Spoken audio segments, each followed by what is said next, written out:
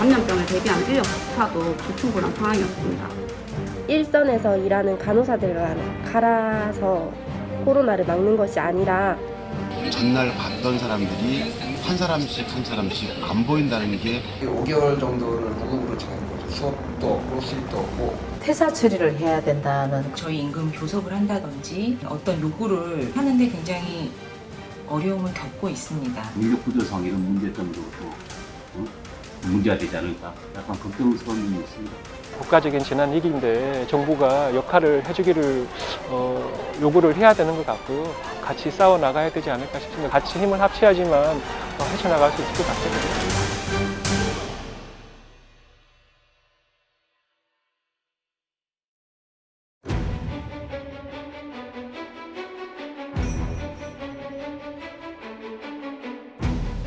위기의 정도가 98년 외환 위기 때보다 더 큽니다.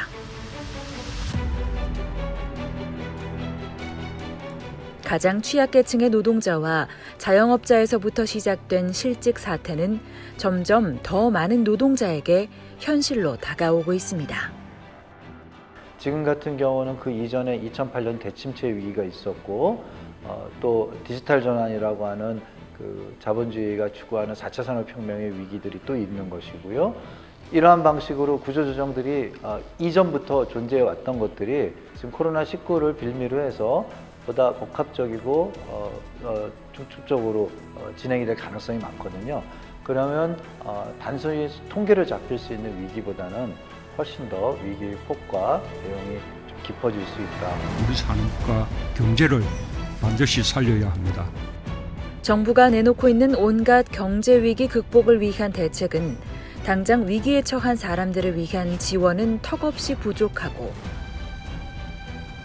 오히려 우리 사회의 불평등을 더 확대하고 있습니다.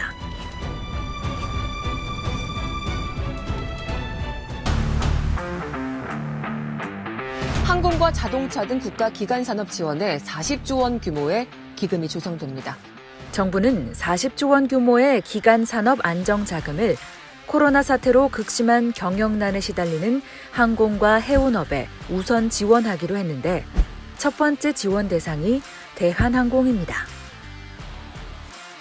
그러나 임금 체불과 해고 위기에 놓인 항공산업 하청 비정규직 노동자들에 대한 고용 대책은 없이 노조를 탄압하고 족벌 경영을 해온 재벌에게 면죄부를 주며 지원하고 있습니다.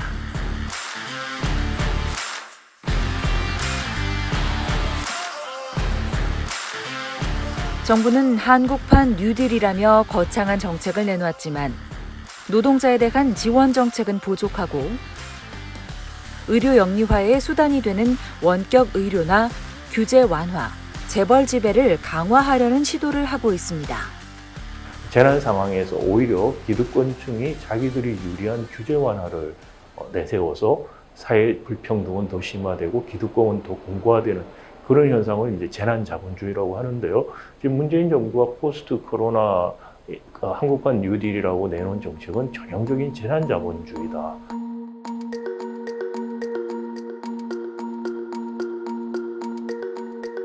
정부는 겉으로는 위기 대응에 정신이 없는 것처럼 보이지만 이 위기 국면을 이용해 기재부는 지금 공공기관 임금체계 개편을 일방적으로 밀어붙이려 하고 있습니다. 기재부 공공정책국장이 실제 이제 새만금공사에서 추진 중인 직무성과급제 모델을 제시했고 기재부는 이 모델을 공공기관에 확산하는 것을 원칙으로 삼고 있다라고 입장을 얘기했고요. 직무성과급제를 도입하기 위한 직무 분석을 올해 말까지 마무리하고 그 마무리된 결과를 경영평가에 반영하겠다는 이 기회에 어쨌든 임금 체계를 바꿔내야 되겠다. 이 코로나라고 하는 이 엄청난 이 혼돈의 시기에서도.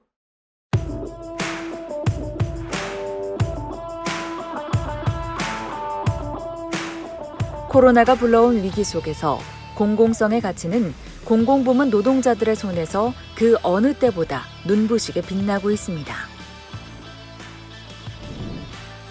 형편없이 부족한 공공병원에 코로나 환자가 집중되면서 극심한 과로와 감염의 위험에도 국민의 생명을 지키기 위해 초인적인 헌신으로 이 상황을 버티고 있습니다.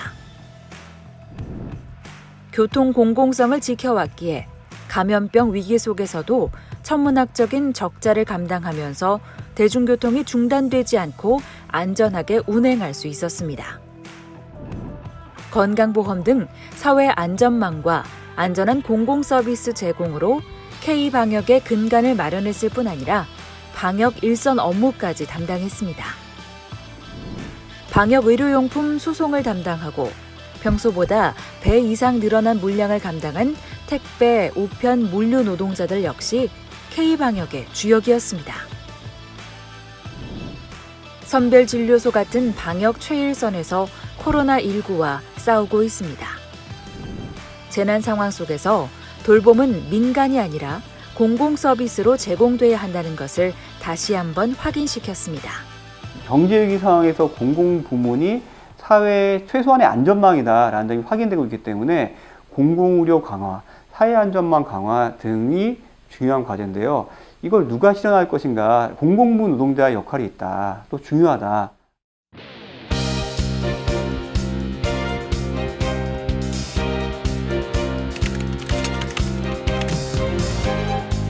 노동조합의 보호를 받지 못하는 노동자들이 가장 먼저 해고되고 있고 우리 노조에도 해고가 되거나 일감이 줄어서 생계 위기에 내몰린 조합원들이 많습니다. 지금 가장 급한 일이 해고를 금지하고 생계가 끊긴 사람을 살리는 일입니다.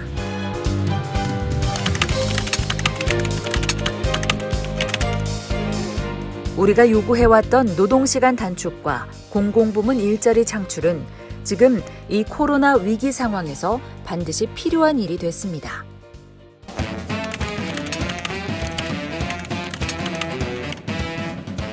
그 어느 때보다 공공의료 확충에 대한 국민적 요구가 큽니다.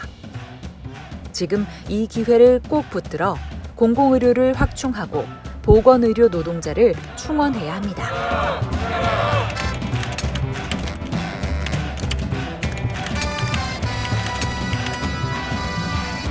전 국민에게 고용보험을 확대하고 아프면 돈 걱정 없이 치료받을 수 있도록 상병수당 제도를 도입해야 합니다.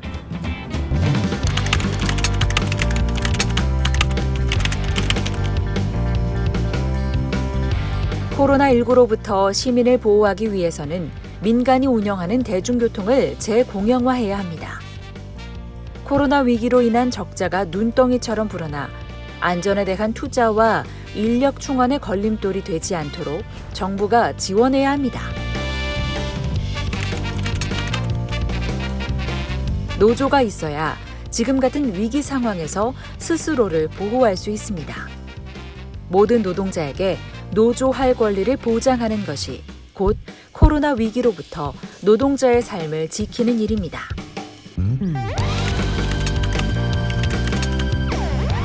코로나19가 유행하는 지금 노동자에게는 그 어느 때보다 안전하게 일할 권리가 필요합니다.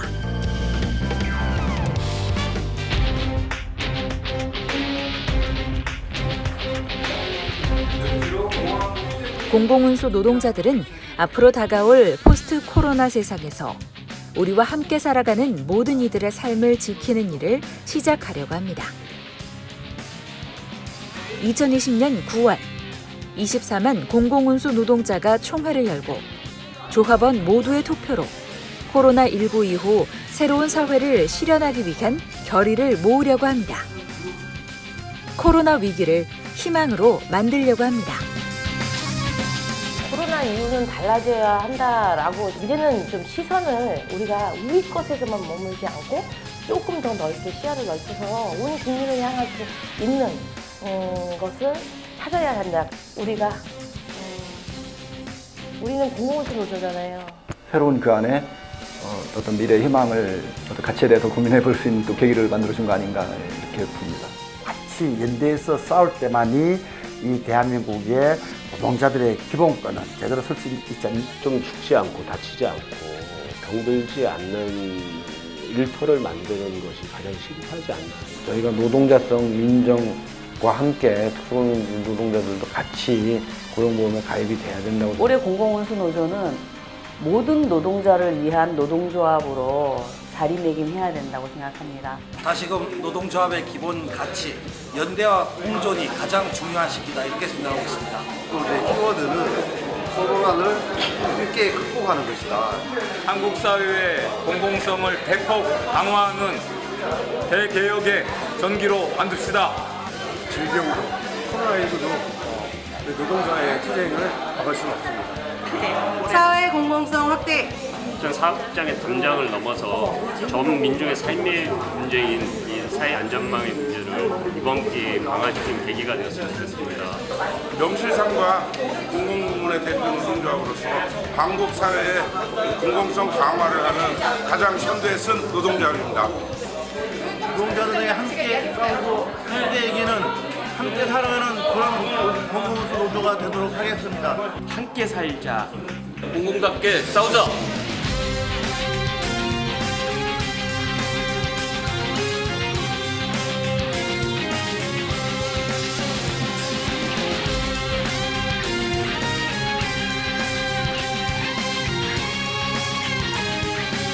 코로나19 이후의 대한민국 사회는 그전과 완전히 달라야 한다고 다들 말하고 있습니다. 참으로 소중한 노동을 제공하는 우리 공공운수 노동자가 이제 무엇을 해야 될지 참으로 중요한 시기인 것 같습니다. 포스트 코로나 함께 사는 새로운 세상 우리 공공운수 노동자가 만들어 나갑시다. 7월 16일 임시대의원대회, 9월 19일 공공운수 노조 조합원 총회를 힘있게 성사시킵시다. 그리고 달라진 대한민국 사회의 중심에 우리 공공운수 노조가 함께 하도록 해야 하겠습니다. 동지들 투쟁!